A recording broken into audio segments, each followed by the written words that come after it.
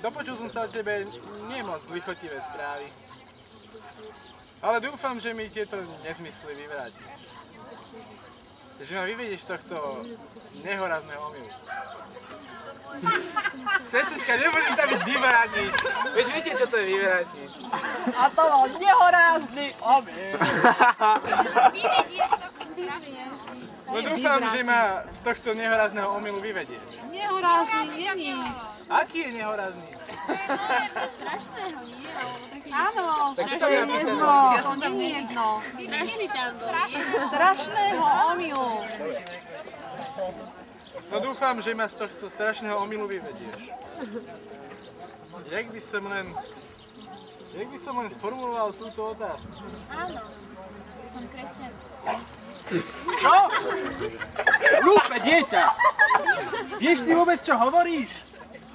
Ty sa takto dobrovoľne ešte k tomu s úsmevom na tvári priznávaš takému zločinu. Vieš, čo ťa čaká? Viem, ale nemám sa čoho báť, pretože môj pán je so mnou. Dosť už! Môj syn kvôli tebe trpí. Vydaj sa za neho. Obetuj Bohom a budeš voľná. Inak ťa bude musieť vydať katovi. Moje srdce patrí nebeskému ženichovi. Pomaly. Moje srdce patrí nebeskému ženichovi. Jemu som slúbila, že budem žiť život v Pane. Tak ty si sa rozhodla pre panenstvo. No tak sa zasveť bohyni veste. Ale ak to neurobíš, pošlem ťa do nevestinca. Ale ak to neurobíš, dobre? Tu nekričíš, ne? Ale ak to neurobíš, pošlem ťa do nevestinca.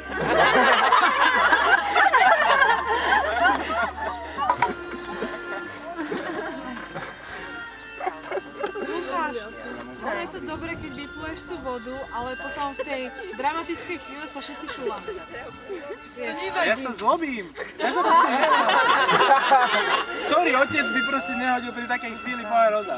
To áno, to my chápeme, ale my sa šúlame na to.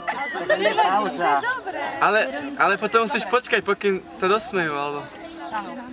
Zlobíš sa celý čas, kým sa smejem. Dobre, okej. Rob si, čo chceš. Máš slobodu voľného umelca. Dobre.